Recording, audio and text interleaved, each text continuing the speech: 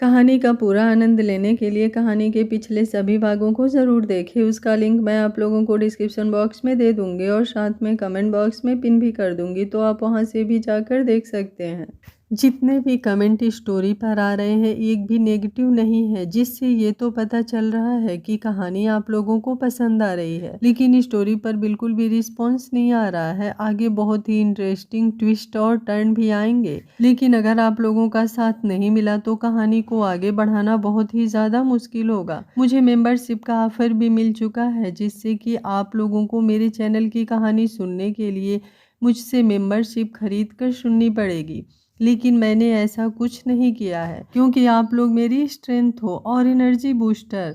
उम्मीद करती हूँ आप लोग मुझे समझेंगे और कहानी को आगे बढ़ाने के लिए मुझे सपोर्ट करेंगे। वीडियो को एक लाइक करेंगे और अपना कीमती समय निकाल कर एक छोटा सा ही सही कमेंट भी जरूर करेंगे और वीडियो को पूरा देखेंगे। सुमित्रा जी के किए तमाशे की वजह से अब सबका मूड खराब हो चुका था और निया अंगद के सीने से लगे रोए जा रही थी। तभी ध्रुव भी उसके पास आया और उसके सर को सहलाते हुए बोला, प्लीज चुप हो जाओ निया, आज तुम्हारी शादी है, शादी से पहले क्यों रो रही हो? जितना रोना है विदाई में रोना। उसकी बात पर निया रोते रोते भी हंसने लगी थी। शारदा जी भी अब उसके पास आई और उसका हाथ पकड़कर अपनी तरफ करते हुए बोली, क्या हुआ? अगर तेरी एक माँ तेरी शादी में शामिल नहीं हो रही तो तेरी ये दूसरी माँ तो है ना, क्या तू इससे खुश नहीं? निया रोते हुए उनके सीने से लग गई। कुछ देर बाद सब लोग अपने अपने रूम में थे और शादी के लिए रेडी हो रहे थे। लगभग से 5 बज चुके थे और अब सिर्फ 1 घंटा ही बचा था निया और आयुष की शादी में। किसी भी वक्त बारात आने वाली थी।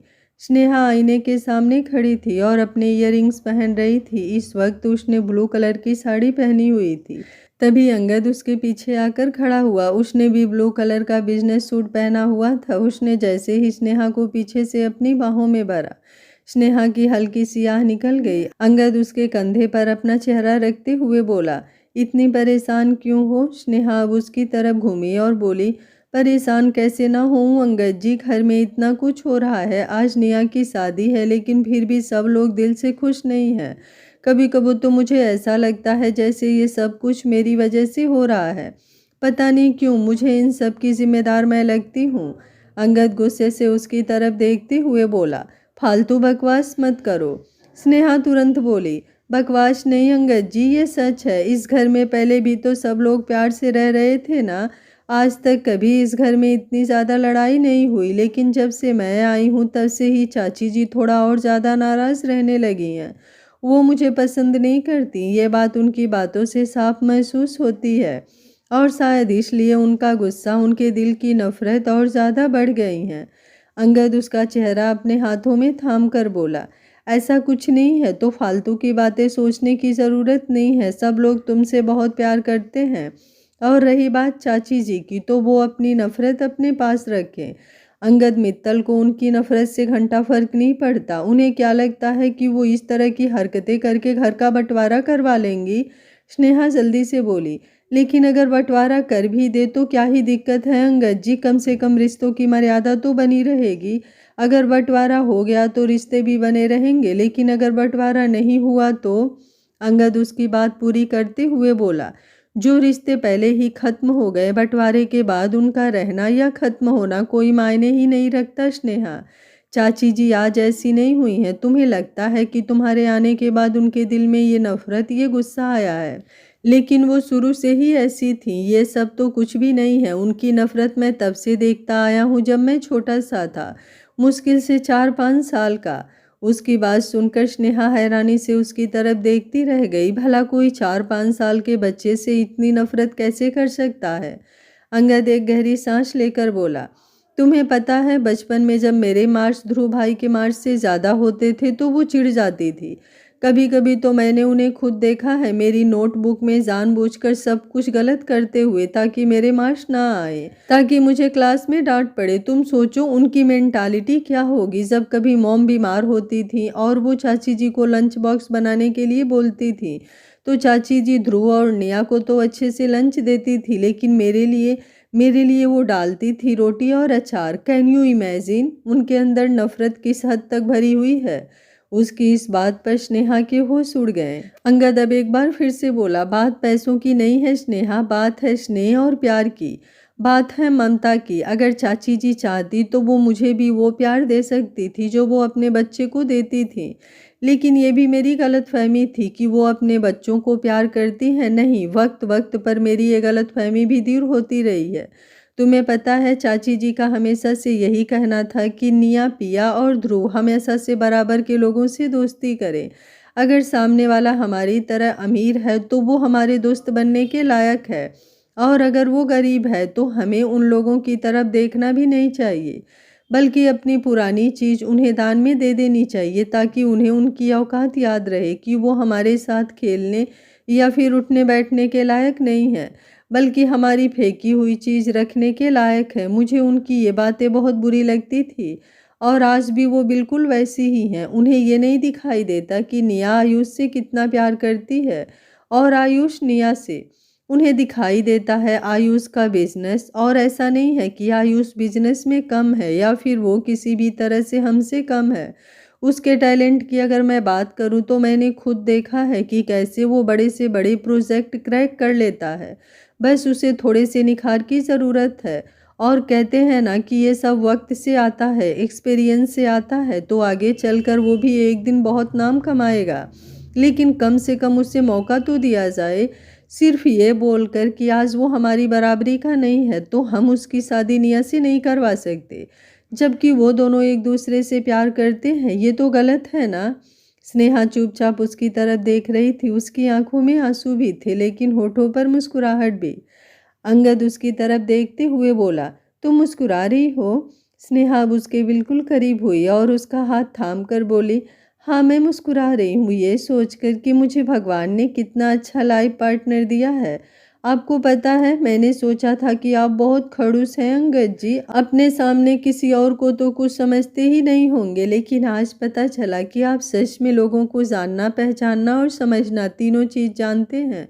मुझे नहीं पता कि सुमित्रा चाची ऐसी क्यों है, लेकिन आई होप उनके अंदर आपके दिल का 1% भी होता तो वो ऐसी नहीं होती।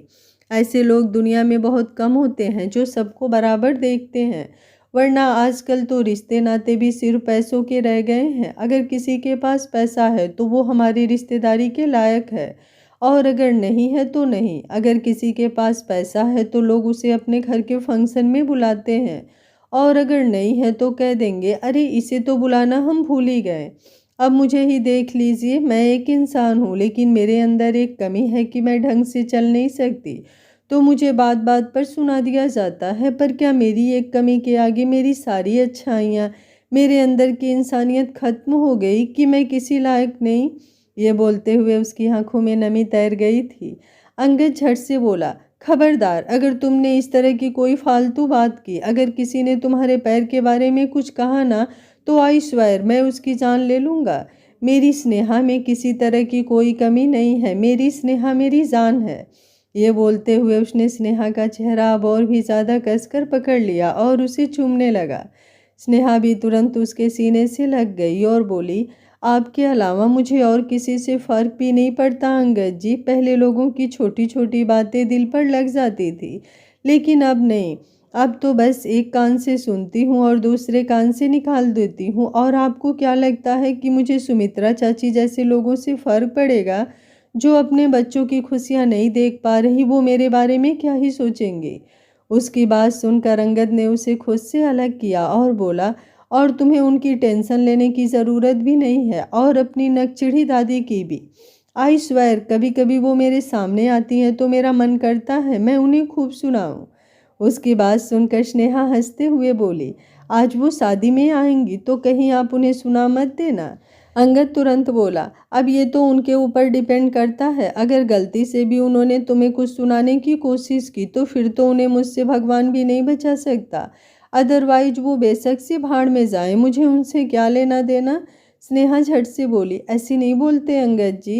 अंगद भी तुरंत बोला, लेकिन मैं ऐसे ही बोलता हूँ। स्नेहा अब क्या ही बोलती। अंगद उसकी तरफ देखते हुए बोला, वैसे तुम खूबसूरत तो बहुत लग रही हो, लेकिन एक कमी लग रही है। उसकी बात पर स्नेहा के चेहरे पर सवालिया एक्सप्रेशंस आ गए, और अब अंगद उसे लेकर वापस आईने की तरफ घूमा और अगले ही पल उसने वहां पर रखी हुई सिंदूर की डिब्बी उठाई और उससे स्नेहा की मांग में सिंदूर भर दिया। स्नेहा की पलकें कुछ पलों के लिए बंद हो गई। अपनी मांग तो वो हमेशा ही भरती थी, लेकिन आज तो जैसे वो और भी ज़्यादा खूबसूरत लगने लगी थी। अंगद उसकी तरफ देखते हुए बोला, अब लग रही हो तुम एकदम परफेक्ट। अंगद मित्तल की वाइफ स्नेहा मित्तल।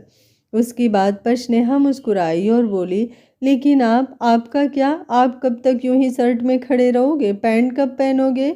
उसकी बात सुनकर अंगद ने अचानक ही अपनी टांगों की तरफ देखा। उसने नीचे पैंट नहीं पहनी हुई थी। ब्लू कलर के जैकेट में अच्छा तो वो बहुत लग रहा था, लेकिन नीचे से पैंट तो गायब थी ना। और अब वो एकदम एटीट्यूड दिखाते हुए बोला, तो क्या हुआ अगर मैंने पैंट नहीं पहनी? अभी कौन सा बारात आ गई? जब बारात आएगी तो पैंट भी पहन लूँगा। स्नेहा चौंकते हुए बोली, अच्छा तब तक आप यूं ही नंगू पुंगू घूमते रहेंगे? रुकिए ज़रा, मैं संगम को बुलाती हूँ, उसे बताती हूँ कि आज आप ऐसे घूमने वाले हैं। तब जब वो आपका मजाक बनाएगा ना, तब आपको समझ में आएगा कि कपड़े पहनने कितने ज़रूरी हैं। अंगद उसे घूरते हुए बोला, तुम मुझे धमकी दे रही हो? स्नेहा भी झट से बोली, हाँ दे रही हूँ, और मेरी धमकी को धमकी की तरह ही लीजिएगा अंगद जी, कहीं लापरवाह मत हो जाइएगा। मैं सच में संगम को बुला भी सकती हूँ। अभी वो बोल ही रही थी कि तभी दरवाज़ा नॉक हुआ और बाहर से संगम की ही आवाज़ आ रही थी। स्नेहा हंसते हुए बोली, देखिए मैंने संगम को याद किया और संगम आ भी गया। अभी बताती हूँ मैं उसे आपके कारनामे। जैसे ही उसने कहा, अंगद तुरंत बोला, तुम पागल हो गई हो क्या? पहले मुझे कपड़े तो पहनने दो। ये बोलकर उसने जल्दी से अपनी पैंट उठाई और चेंजिंग रूम में भाग गया। सच में अंगद को ऐसे देखकर संगम उसका बहुत मजाक बनाने वाला था। स्नेहा उसकी हरकत पर हंसने लगी और अब उसने जाकर दरवाज़ा खोला। संगम के साथ साथ वहां पर पिया भी थी, जो अंगद और स्नेहा को बुलाने आई थी। वो स्नेहा की तरफ देखते हुए बोली, जल्दी कीजिए भाभी, नीचे सारे मेहमान आ चुके हैं और बारात भी किसी वक्त आने वाली होगी। बड़ी माँ आपको नीचे बुला रही हैं। स्नेहा मुस्कुराकर बोली, तुम संगम को लेकर नीचे चलो, मैं वैसे भी आती हूँ। संगम मुँह बनाते हुए बोला, आपने मेरी तो तारीफ ही नहीं की स्नेहा माँ, मैं कब से आपकी तारीफ का इंतज़ार कर रहा हूँ। उसकी बात सुनकर स्नेहा ने अब गौर से संगम की तरफ देखा। उसने भी ब्लू कलर का 3 पीस सूट पहना हुआ था और नीचे ब्लैक शूज। इस वक्त वो किसी हीरो से कम नहीं लग रहा था। स्नेहा अब घुटनों के बल नीचे बैठी और बोली, अब आपकी क्या ही तारीफ करूं, आप तो हमेशा की तरह हीरो लग रहे हो, हीरो।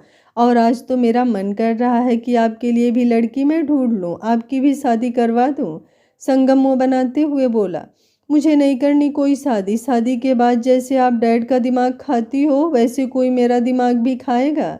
जैसे ही उसने कहा, स्नेहा की आंखें फटी की फटी रह गई। पीछे अंगद, जो अपनी पैंट पहनकर वहां पर आ चुका था, उसकी भी हंसी छूट गई। उसे हंसते हुए देख स्नेहा ने मुंह बनाया। वो जानती थी कि संगम को ये सारी बातें अंगद ने ही सिखाई है। वो अपनी जगह से उठी और बोली, आपको तो मैं छोड़ूंगी नहीं अंगद जी। संगम तुरंत वहां से भागते हुए बोला, इससे पहले कि मॉम डैड के साथ साथ मेरे भी पीछे पड़ जाएं, मुझे यहाँ से भागना होगा। चलो पिया बुई, चलो यहाँ से।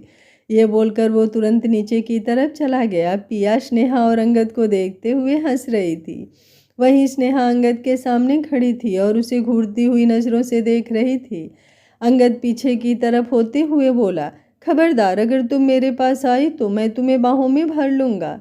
स्नेहा उसकी तरफ देखती रह गई। कोई धमकी दे भी तो ऐसी धमकी दे कि सामने वाला खुद ही पीछे हो जाए, क्योंकि वो जानती थी अगर वो अंगद के पास गई तो अंगद सच में उसे अपनी बाहों में भर लेगा और उसके बाद वो आधा घंटा उसे छोड़ने वाला नहीं। और फिलहाल स्नेहा का नीचे जाना ज़रूरी था, क्योंकि सच में बारात किसी भी वक्त आने वाली थी। वो उसकी तरफ देखते हुए बोली, तो ठीक है, अब मैं आपके पास नहीं आऊँगी, लेकिन फिर भी इसमें आपका ही घाटा है। ये बोलते हुए उसके चेहरे पर शरारती मुस्कुराहट थी। अब वो तुरंत दरवाजे की तरफ बढ़ गई। अंगद जल्दी से बोला, ऐसे कैसे तुम मेरे पास नहीं आओगी? मेरा सच में तुम्हें गले लगाने का मन कर रहा है।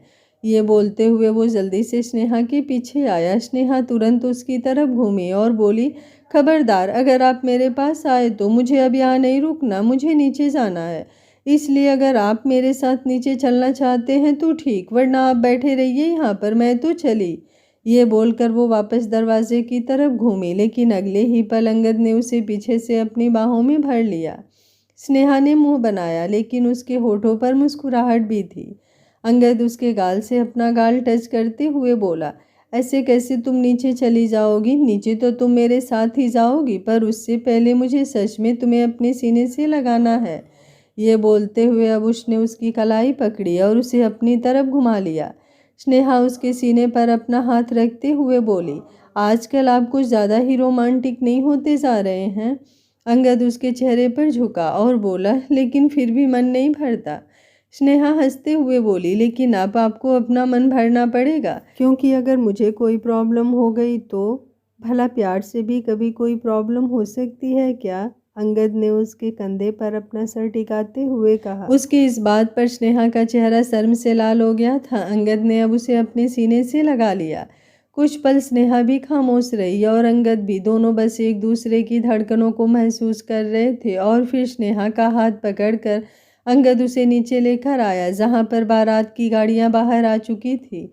स्नेहा अंगद की तरफ देखकर मुंह बनाते हुए बोली, मैंने आपको कहा था कि मुझे देरी हो रही है, मुझे नीचे जाने दीजिए। लेकिन नहीं, आपको तो पता नहीं आजकल क्या ही हो गया है, मुझे छोड़ते ही नहीं हो। अब देखो, सब लोग दरवाजे पर चले गए हैं और मैं यहाँ पर हूँ। अंगद जल्दी से बोला, तो इस चीज़ को भी तुम रोक सकती थी। आयुष भाई है तुम्हारा, अगर तुम उसे फ़ोन करके कह देती कि 5-10 मिनट बाद आना, क्योंकि अभी तुम अपने पति के साथ रोमांस में बिजी हो, तो वो 10 मिनट बाद भी तो आ सकता था, पर तुमने तो उसे फ़ोन ही नहीं किया। उसकी बात सुनते हुए स्नेहा का मुंह खुला का खुला रह गया था। क्या लॉजिक दिया था अंगद ने उसे? इस लॉजिक पर तो तालियां बजानी बनती थी, लेकिन फिलहाल स्नेहा के पास इतना टाइम भी नहीं था। अब वो तुरंत दरवाजे की तरफ बढ़ गई। अंगद भी उसके साथ साथ चलने लगा। वो दोनों दरवाजे पर आए तो शारजा जी ने तुरंत उसे आगे की तरफ बुलाया। उन्होंने आरती की थाली स्नेहा के हाथों में थमा दी थी। स्नेहा मुस्कुराते हुए पिया की तरफ देख रही थी। वो थाली उसकी तरफ बढ़ाते हुए बोली, अगर तुम चाहो तो ये तुम कर सकती हो, मेरा मतलब है चाची जी तो यहाँ पर है नहीं तो। पिया जल्दी से अपना चेहरा नामे हिलाकर बोली, बिल्कुल भी नहीं, ये रस्म आप ही कीजिए भाभी, इस पर सबसे ज़्यादा हक आपका ही बनता है। और मैं अभी इतनी भी बड़ी नहीं हुई हूँ कि ये सब करूँ, अभी तो मेरे संगम के साथ खेलने के दिन हैं। ये बोलते हुए उसने संगम के साथ हाई फाई किया। शारदा जी ने स्नेहा के सिर पर अपना हाथ रखा। स्नेहा की समझदारी हमेशा उनका दिल छू लेती थी। वहीं आयुष अपनी फैमिली के साथ अब वहां पर आकर खड़ा हुआ। पीछे ही कुछ खास मेहमान भी थे। शारदा जी अनुपमा जी की तरफ देखते हुए बोली, वैसे तो स्नेहा आयुष की बहन है, लेकिन फिलहाल वो वहां पर निया की भाभी होने की जिम्मेदारी निभा रही हैं। अनुपमा जी भी मुस्कुरा कर बोली, और उसे ये जिम्मेदारी निभाते हुए देख हम सच में बहुत खुश हैं। ये बोलते हुए उन्होंने आगे बढ़कर काजल का टीका स्नेहा के कान के पीछे लगाया। निरंजना जी मुंह बना रही थी। अगर उनका बस चलता तो वो स्नेहा को इस शादी में शामिल ही नहीं होने देती। वहीं स्नेहा ने अब आयुष की आरती उतारी और फिर उसका मुंह मीठा करवाया। तभी एक सर्वेंट अपने हाथ में एक बड़ी सी थाल लेकर आई, जिसमें काफ़ी ज्वेलरी थी जो आयुष और बाकी फैमिली के लिए थी, और साथ में छोटे छोटे बॉक्स भी थे जिसमें सोने के सिक्के थे। अनुपमा जी शारदा जी की तरफ देखते हुए बोली, माफ़ करिएगा शारदा जी, लेकिन ये सब हम नहीं ले पाएंगे। हम बस यहाँ पर अपनी बहू को लेने आए हैं, बस सिर्फ उसे ही लेकर जाएंगे। शारदा जी हैरान हुई। उन्होंने तो बहुत सारी तैयारी कर रखी थी। बेशक से आयुष ने दहेज लेने से मना किया था, लेकिन अब थोड़ा बहुत देना तो बनता था ना, पर उन्होंने किसी भी चीज़ से मना कर दिया। अब उन्होंने अंगद की तरफ देखा तो अंगद ने अपनी पलकें झपकाई। शारदा जी मुस्कुराई और बोली, ठीक है, जैसी आपकी मर्जी। ये बोलकर उन्होंने सर्वेंट की तरफ देखा तो वो पूरी थाल अंदर वापस ले गई। अब उन्होंने एक नज़र स्नेहा को देखा ताकि वो अंदर जाकर सब कुछ संभाल कर तिजोरी में रख दे, ताकि कोई भी चीज़ इधर उधर ना हो जाए। वहीं सुमित्रा जी, जो इस वक्त अपने रूम की बालकनी में खड़ी थी, वो ये सब देख रही थी, और ये सब देखते हुए उन्होंने मुंह बनाया और बोली, भिखारी कहीं के, ना कुछ देने की औकात है और ना ही कुछ लेने की। अगर कोई ढंग का घर होता तो मेरी निया की वैल्यू अच्छे से समझते। आजकल दान दहेज कुछ नहीं होता, बराबरी होती है, और हर लड़की को हक बनता है बराबर की प्रॉपर्टी अपने साथ अपने ससुराल लेकर जाने का। ये बोलते हुए उनका चेहरा गुस्से से कांप रहा था। वहीं स्नेहा लाकर रूम में आई और उसने जाकर सारा सामान वापस तिजोरी में रख दिया था। वो अभी तिजोरी बंद कर ही रही थी कि तभी पीछे से आवाज़ आई, मैं यहाँ पर चोरी करने आया हूँ। वो आवाज़ सुनकर एक पल के लिए तो स्नेहा भी डर गई थी और अब उसने लॉक लगाने के बाद चाबी घुमाते हुए पीछे पलट कर देखा जहाँ पर अंगद खड़ा था। वो उसकी तरफ देखते हुए बोली, अच्छा अपने ही घर में चोरी करेंगे आप? अंगद उसके करीब आया और बोला, मैंने कब कहा कि मैं घर पर चोरी कर रहा हूँ? मैं तो ये बोल रहा हूँ कि मैं यहाँ पर चोरी करने आया हूँ। यहाँ पर सिर्फ ये ज्वेलरी और पैसे ही तो नहीं है, यहाँ पर एक और भी बहुत कीमती चीज़ है जो मैं चुराना चाहता हूँ। स्नेहा ने हैरानी से पूछा, क्या? अंगद ने उसकी पीठ पर अपना हाथ रखा और उसके चेहरे पर झुकते हुए बोला, तुम्हारा दिल। स्नेहा एक पल के लिए हैरान रह गई। वो बस अंगद की आंखों में देखे जा रही थी और उसके होठों पर मुस्कुराहट थी। वो बड़े ही प्यार से बोली, लेकिन वो तो ऑलरेडी आपके पास है अंगद जी, जरा चेक कीजिए, आपके सीने में जो धड़क रहा है वो मेरा ही तो दिल है। अंगद ने तुरंत पूछा, तो फिर मेरा दिल कहाँ गया? जैसे ही उसने कहा, स्नेहा ने उसका हाथ पकड़ा और अपने सीने पर रख दिया। अंगद उसकी धड़कनों को महसूस कर सकता है? स्नेहा ने मुस्कुराते हुए पूछा, अब पता चला आपको कि आपका दिल कहाँ है? अंगद अब थोड़ा बेशर्म होते हुए उसके लबों की तरफ झुकते हुए बोला, मुझे प्यास लगी है बीबी। जैसे ही उसने कहा, स्नेहा की आंखें बड़ी हो गई। वो तुरंत पीछे की तरफ हटते हुए बोली, मुझे पता ही था आप न सिर्फ मुझे अपनी बातों में उलझाने आए हैं। आज घर में शादी है, बारात आ भी चुकी है और सब लोग मंडप की तरफ भी बढ़ गए होंगे, लेकिन आप हैं कि मेरे साथ इस तरह की बातें कर रहे हैं। आप बेशक से कुछ भी कर लीजिए, लेकिन मैं आपकी बातों में नहीं आऊँगी। यह बोलकर वो तुरंत वहाँ से बाहर चली गई। उसका दिल जोरों से धक धक कर रहा था। जब अंगद ने वो बात कही तो अचानक से ही उसके रोंगटे खड़े हो गए थे। उसके पास तो उसकी बात का जवाब भी नहीं था, इसलिए वो बस इधर उधर की बातें करते हुए और बड़बड़ाते हुए बाहर आ गई और अब वो पागलों की तरह मुस्कुराए जा रही थी।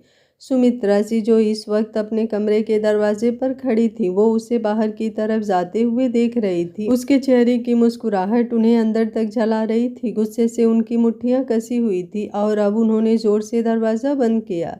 वहीं अंगद जो स्नेहा के पीछे पीछे कमरे से बाहर निकला, दरवाज़ा बंद होने की आवाज़ सुनकर उसने तुरंत सुमित्रा जी के रूम की तरफ देखा। वो जानता था कि इस वक्त सुमित्रा जी आग बबूला हो रही होंगी। वो थोड़ी नफरत भरी आवाज़ में बोला, ये आपके ही कर्मों का फल है कि आप आज अपनी ही बेटी की शादी में शामिल नहीं हो पा रही। काश इससे आपको थोड़ी अक्ल आ जाए, पर इतनी उम्मीद भी मैं आपसे नहीं कर सकता। ये बोलते हुए वो उनके रूम की तरफ ही देख रहा था और अब वो भी बाहर की तरफ आ गया।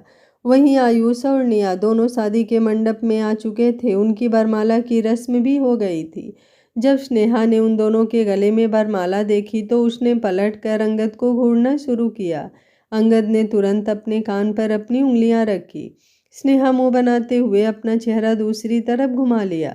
तभी शारदा जी उसके पास आई और बोली, तुम कहाँ रह गई थी स्नेहा? तुम्हें पता है वरमाला के लिए हम लोगों ने तुम्हारा इंतजार भी किया, पर पंडित जी ने कहा कि मुहूर्त बीत रहा है तो ज़्यादा देरी नहीं कर सकते, इसलिए हमने ये रस्म करवा दी। स्नेहा मुस्कुराकर बोली, कोई बात नहीं सासू माँ, मतलब तो रस्म होने से है, रस्म हो गई ना तो बस टेंशन किस बात की। शारदा जी मुस्कुराई और अब सामने की तरफ देखने लगी जहां पंडित जी आयुष और निया के फेरे करवा रहे थे। सब लोग उनके ऊपर फूलों की बारिश कर रहे थे और अंगद अब स्नेहा के पीछे आकर खड़ा हो गया था। स्नेहा को उसके हाथों से फूल अपने ऊपर गिरते हुए महसूस हो रहे थे। अब उसने पलटकर वापस उसे घूर कर देखा। अब तो अंगद की इन छेड़खानियों से वो तंग आ गई थी। सुमित्रा जी अपने कमरे में थी और आईने के सामने खड़ी थी। वो खुद को देखते हुए बोली, अब मुझे तुम्हारी सारी हरकतें समझ में आ रही है शारदा, कि कैसे तुमने मेरे ही परिवार के सामने मुझे गुनाहगार बना दिया है, मुझे बुरा साबित कर दिया है और खुद महान बन गई हो तुमने जानबूझकर आज ही के दिन क्लेश शुरू किया ताकि सबकी नज़रों में मैं गिर जाऊं, मैं जिद करूं प्रॉपर्टी की और इस शादी का हिस्सा ना बनूं, और तुम शादी की सारी रस्में करवाते हुए महान बन जाओ, निया की नज़रों में और भी ऊंची उठ जाओ, ये जताकर कि उसकी अपनी माँ उसकी शादी में शामिल नहीं हुई और तुम उसकी सगी माँ से भी ज़्यादा उससे प्यार करती हो। ये बोलते हुए उनकी आंखों में गुस्से की लालू और आंसू भी थे। वो इस वक्त अपना सारा मेकअप खराब कर चुकी थी। उन्होंने अपने बाल भी पूरी तरह से खराब कर लिए थे और अब उन्होंने नीचे रखा हुआ एक बॉक्स उठाया जो कांच का था और उसे सामने आईने पर दे मारा। अगले ही पल आईने पर दरार आ गई और अब सुमित्रा जी अपना चेहरा भी ढंग से नहीं देख सकती थी। वो गुस्से से चिल्लाते हुए बोली, लेकिन मैं ऐसा नहीं होने दूंगी, बिल्कुल भी नहीं। मैं तुम्हें अपने घटिया इरादों में कामयाब नहीं होने दूंगी। ये बोलते हुए उन्होंने अपने आंसू साफ किए और फिर जल्दी से अपना हुलिया संवारने लगी। वहीं दूसरी तरफ निया और आयुष के फेरे हो रहे थे। उन दोनों को फेरे लेते हुए देख स्नेहा को अपनी शादी की रस्में याद आ गई थी। उसके हाथ में भी फूल थे जिनकी पंखुड़ियां वो आयुष और निया पर गिरा रही थी, लेकिन अब उसके हाथ रुक गए थे। अंगद ने जब उसके हाथों को रुकते हुए देखा तो वो तुरंत आगे की तरफ आया और जाकर उसके बगल में खड़ा हो गया। वो स्नेहा की तरफ देखते हुए बोला, क्या हुआ? स्नेहा हल्का सा मुस्कुराकर बोली, कुछ नहीं, बस याद कर रही हूँ कि जब हम दोनों के फेरे हो रहे थे तो आपका चेहरा कितना खड़ूस नजर आ रहा था। ऐसा लग रहा था जैसे किसी ने जबरदस्ती आपको मंडप में बिठाया है। आपको याद है, फेरे लेते हुए मेरा पैर हल्का सा लड़खड़ा गया था और आपने मुझे संभाला भी नहीं था। कितने खड़ूस थे ना आप अंगद जी। उसकी बात पर अंगद को भी गिल्टी फील हुआ। सच था कि फेरे लेते वक्त एक पल के लिए स्नेहा का पैर लड़खड़ा सा गया था हल्का सा, और अंगद उस वक्त इतना ज़्यादा हार्टलेस था कि उसने स्नेहा को संभाला तक नहीं था। वो तो शारदा जी ने ही जल्दी से स्नेहा को संभाला और उनके फेरे पूरे हुए। स्नेहा की आंखों में हल्की सी नमी आ गई थी। अंगद ने तुरंत उसकी कमर पर अपना हाथ रखकर उसे अपनी तरफ घुमाया। वहां पर आयुष और निया के फेरे चल रहे थे, लेकिन फिलहाल अंगद को किसी से कोई लेना देना नहीं था। वो स्नेहा की तरफ देखते हुए बोला, उस वक्त तो मैं तुम्हें नहीं संभाल पाया था जान, लेकिन आज मैं तुमसे वादा करता हूँ कि जब कभी भी तुम हल्का सा भी अपनी ज़िंदगी में लड़खड़ाओगी तो मेरे हाथ तुम्हें अपने आसपास ही महसूस होंगे, तुम्हें संभालने के लिए, तुम्हें अपनी बाहों में समेटने के लिए। मैं कभी भी तुम्हें कोई तकलीफ नहीं आने दूंगा। स्नेहा मुस्कुराकर बोली, अच्छा आप मुझे ये बात बताइए कि आखिर आप इतनी आसानी से, मतलब आसान तो नहीं था, मुझे पापड़ तो बहुत बेलने पड़े थे, लेकिन आप मिस्टर खड़ूस से मिस्टर क्यूट कैसे हो गए? उसकी बात सुनकर अंगद के चेहरे पर हल्की सी स्माइल आ गई थी। वो अब अपने हाथ में पकड़े आखिरी कुछ फूलों की पंखुड़ियों के उसके चेहरे पर फेंकते हुए बोला, इसे तो तुम सीक्रेट ही रहने दो, तुम बस मेरी ये क्यूटनेस एंजॉय करो। स्नेहा उसे गहरी सी निगाहों से देख रही थी। तभी पंडित जी ने फेरों के पूरे होने की घोषणा की और अब आयुष और निया वापस अपनी जगह पर बैठ गए थे। पंडित जी आयुष की तरफ देखते हुए बोले, अब आप वधू के गले में मंगलसूत्र पहनाइए। उनकी बात सुनकर शारदा जी आगे होने लगी ताकि नीचे रखी हुई मंगलसूत्र वाली प्लेट उठा सके, लेकिन वो आगे जाती उससे पहले ही सुमित्रा जी वहां पर पहुंची और उन्होंने वो प्लेट अपने हाथ में ले ली। निया हैरानी से उनकी तरफ देख रही थी, उसकी आंखों में नमी आ गई थी। वहीं आयुष ने वो मंगलसूत्र लिया और निया के गले में पहनाने लगा। सुमित्रा जी मुस्कुराते हुए बोली, ऐसे ही मैं किसी को अपना हक थोड़ी ना लेने दूंगी। सुमित्रा मित्तल हूँ मैं, अपना हक किसी के लिए भी नहीं छोड़ूंगी। किसी के घटिया इरादे मैं पूरे नहीं होने दूंगी। ये बोलते हुए वो शारदा जी की ही तरफ देख रही थी। शारदा जी को इस वक्त बहुत ज़्यादा अजीब लग रहा था क्योंकि वहाँ काफ़ी मेहमान खड़े थे। बेशक से किसी को सब कुछ अच्छे से सुनाई ना दे, लेकिन उनकी वो तिरछी नज़रें जो शारदा जी पर थी वो बहुत अजीब थी। अंगद ने गुस्से से मुट्ठियां कस ली थी। वो तुरंत आगे बढ़ने लगा। स्नेहा ने जल्दी से उसका हाथ पकड़कर उसे रोका और बोली, शांत रहिए अंगद जी, वो जानबूझकर ये सब बोल रही हैं ताकि आप अपना आपा खो दे, लेकिन आज का दिन निया के लिए बहुत ज़्यादा खास है, इसलिए प्लीज़ खुद को संभालिए। उसकी बात पर अंगद ने अपना चेहरा हाँ में हिलाया। आयुष ने अब निया की मांग में सिंदूर भरा और पंडित जी ने उनकी शादी पूरी होने की घोषणा की। आयुष और निया दोनों अपनी जगह से खड़े हुए और बड़ों का आशीर्वाद लेने के लिए आगे आए। जहां सुमित्रा जी के साथ किशोर जी और शारदा जी के साथ धीरज जी भी खड़े थे, दूसरी ही तरफ महेश जी और अनुपमा जी भी खड़े थे और अब वो दोनों सबका आशीर्वाद ले रहे थे। उनका आशीर्वाद लेने के बाद निया और आयुष दोनों स्नेहा और अंगद की तरफ आए तो वो दोनों ही हैरानी से उनकी तरफ देखने लगे थे। अभी वो इतने बड़े कहाँ हुए थे कि किसी को आशीर्वाद दे सके। अंगद ने तुरंत निया को अपने सीने से लगा लिया और बोला, बेशक से आज तुम्हारी इस घर से विदाई हो रही है, लेकिन मेरे दिल के तुम हमेशा करीब रहोगी।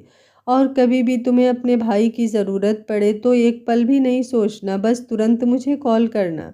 अपनी बहन के लिए तो मैं कुछ भी करूँगा। ये बोलते हुए उसने उसका सर बड़े ही प्यार से चूम लिया। निया उसकी तरफ देखकर मुस्कुराते हुए बोली, आई लव यू भाई और आई लव यू भाभी। ये बोलते हुए अब उसने स्नेहा की तरफ भी देखा।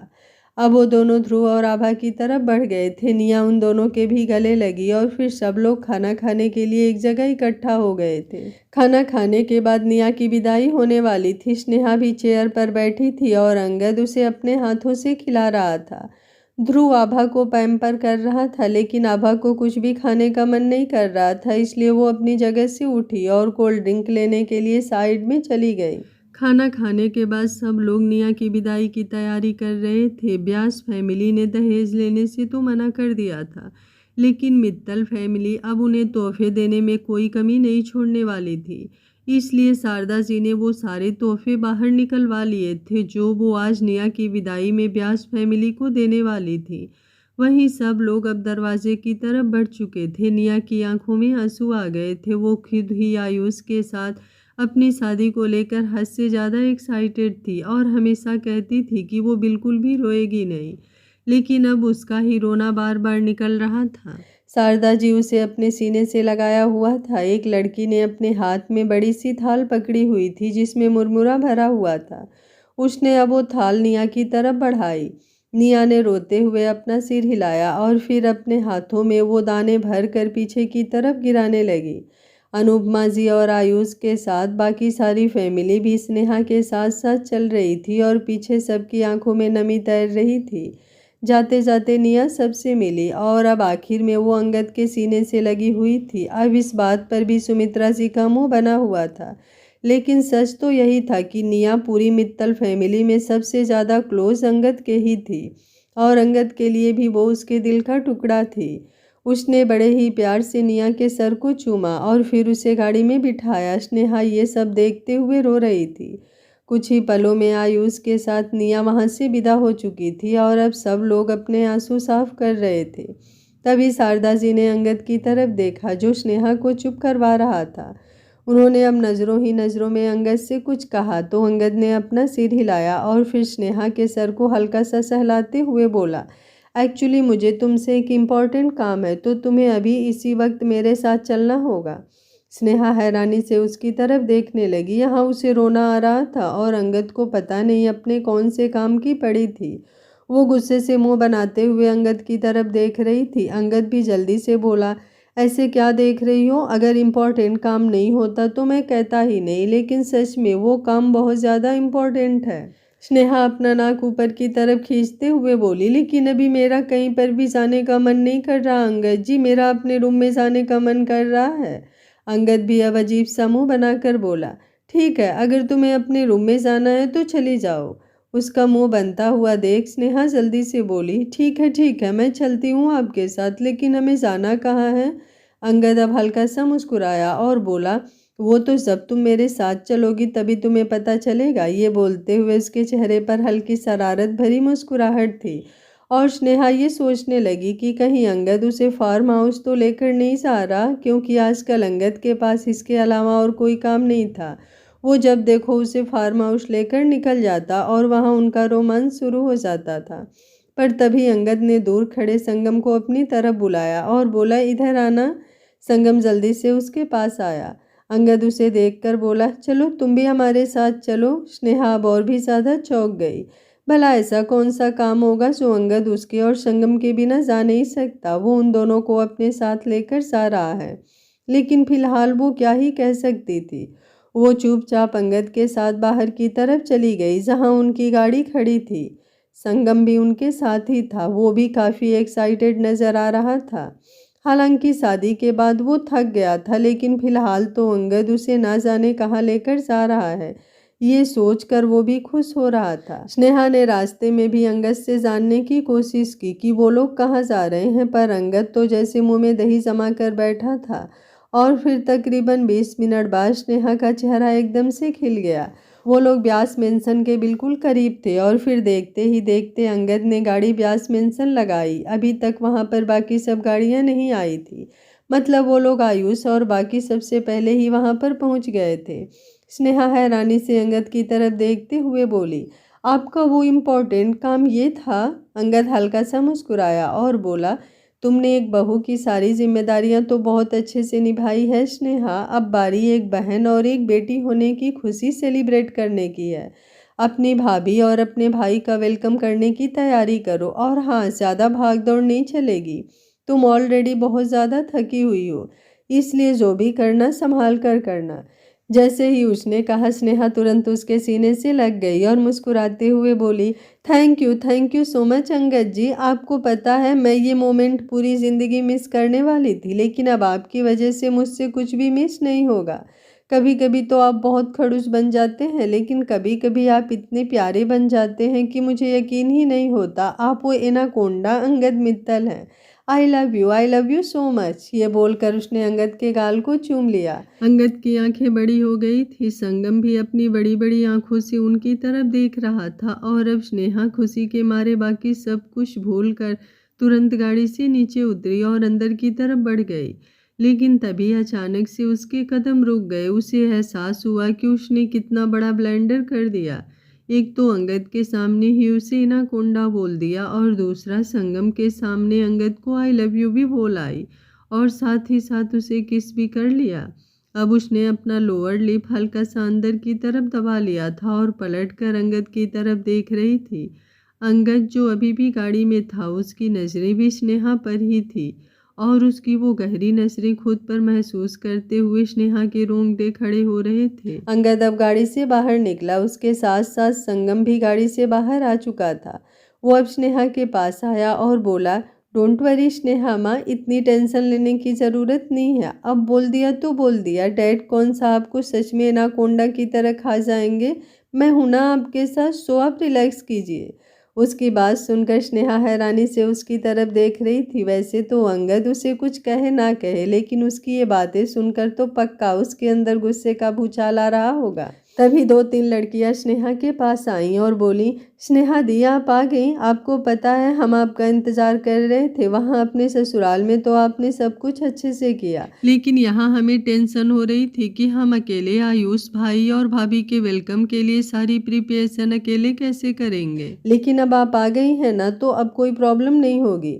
उनकी बात सुनकर अब स्नेहा उनकी तरफ देखने लगी थी। तभी अंगद उसके करीब आया और उन लड़कियों की तरफ देखते हुए बोला, हाँ, अब मिस बकबक यहाँ पर पहुँच गई हैं तो वो सब कुछ संभाल ही लेंगी। उसके मुंह से अपने लिए मिस बकबक सुनकर स्नेहा की आंखें बड़ी हो गई थी, वो भी ऐसे इतनी सारी लड़कियों के सामने। अंगद स्नेहा के करीब आया। वो बिल्कुल उसकी गर्दन पर झुका और बड़ी ही इंटेंस वॉइस में बोला, सब कुछ संभाल लोगी ना तुम मिस बकबक? अब तो स्नेहा की जान निकलने को हो रही थी। वो सारी लड़कियां उसकी तरफ देखकर मुस्कुरा रही थी। इतना तो उन्हें भी समझ में आ गया था कि अंगद उसे जानबूझकर मिस बकबक बोल रहा है। शायद वो उसे प्यार से मिस बकबक बुलाता है, वरना उन दोनों का प्यार तो उन्होंने वहाँ मित्तल मेंशन में ही देख लिया था। स्नेहा की नजरें अब अंगद पर थी और अंगद अब एक बार फिर से मुस्कुराकर बोला, अगर मुझे देखती रहोगी तो देरी हो जाएगी मिस बकबक, जाओ जाकर अपना काम करो। मैं भी अब ससुराल आया हूँ तो थोड़ा सा टसन दिखा लेता हूँ। ये बोलकर वो अंदर की तरफ बढ़ गया। स्नेहा अपनी जगह पर खड़ी रह गई। अंगद जाते जाते संगम को भी ले गया था।